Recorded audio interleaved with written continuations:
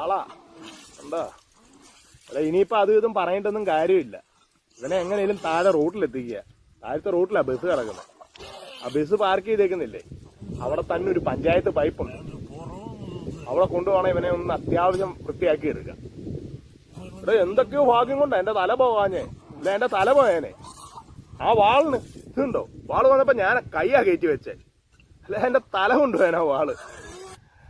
ബസ്സേന്ന് ഇറങ്ങി അവിടുന്ന് സാധനമായിട്ട് ഈ തോട്ടത്തിലോട്ട് ഓടി കയറിയപ്പോഴേ ഞാൻ പറഞ്ഞു അവനവന്റെ സ്റ്റാമിനയ്ക്ക് അനുസരിച്ചുള്ളതേ അടിക്കാവൂ.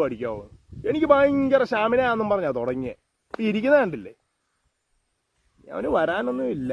കണ്ടോ, തുള്ളി ആയിട്ടാ വന്നുകൊണ്ടിരിക്കുന്നത്. ഞാൻ ഒരു കാര്യം ചെയ്യാം, ഞാൻ പയ്യെ ബസ്സിന്റെ അടുത്ത് ചെന്നിട്ടേ ബസ്സിൽ നിന്ന് ഒരു ബക്കറ്റ് കിട്ടുമെന്ന് നോക്കാം. ഞാൻ പറഞ്ഞ ആ പൈപ്പിൽ നിന്ന് ഒരു ബക്കറ്റ് വെള്ളം ഞാൻ എടുത്തുകൊണ്ടിരാം.